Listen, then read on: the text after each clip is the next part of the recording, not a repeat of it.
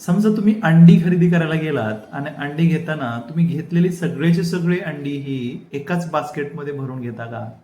तर याचं उत्तर नाही. का बरं नाही करत आपण असं? तर आपल्याला माहिती आहे की याच्यामध्ये काय आहे, रिस्क आहे. काय रिस्क आहे? जर चुकून आपल्या हातातून ही बास्केट पडली तर सगळीच अंडी फुटण्याची शक्यता आहे आणि मोठं नुकसान होण्याची शक्यता आहे. गुंतवणुकीला देखील हाच नियम लागू आहे. गुंतवणूक करत असताना फक्त एकाच प्रकारच्या कंपन्यांमध्ये किंवा एकाच प्रकारच्या सेक्टरमध्ये आपण गुंतवणूक करायची नसते, तर ती वेगवेगळ्या प्रकारच्या सेक्टरमध्ये, वेगवेगळ्या प्रकारच्या असेट क्लासमध्ये, वेगवेगळ्या प्रकारच्या फंडामध्ये गुंतवणूक करायची असते. काय होतं असं केल्याने? जेव्हा आपण असं वेगवेगळ्या प्रकारच्या कंपन्या असतील, फंड्स असतील, असेट क्लास असतील, अशी गुंतवणूक करत असतो, तेव्हा समजा दुर्दैवाने एखाद्या फंडात किंवा एखाद्या कंपनीत नुकसान झालं, तर ते नुकसान दुसऱ्या कंपनीतून, दुसऱ्या फंडातून, दुसऱ्या असेट क्लासमधून भरून निघण्याची शक्यता आहे.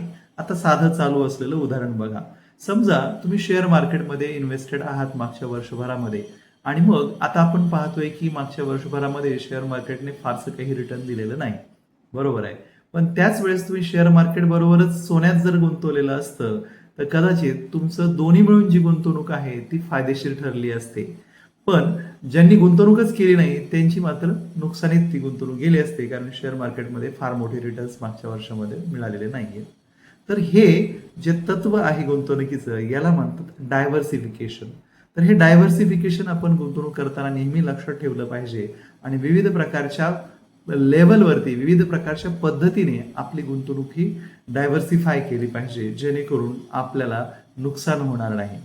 म्हणजे इक्विटी फंडात तुम्ही गुंतवणूक केली पाहिजे, त्याचबरोबर डेट फंडात गुंतवणूक केली पाहिजे, त्याचबरोबर तुम्ही वेगवेगळ्या प्रकारच्या असेट क्लासमध्ये म्हणजे रिअल इस्टेट असेल, गोल्ड असेल, अनेक वेगळ्या प्रकारच्या कमोडिटीज असतील, या सगळ्यामध्ये सुद्धा तुम्ही गुंतवणूक करू शकता आणि तुमचं डायव्हर्सिफिकेशन करू शकता.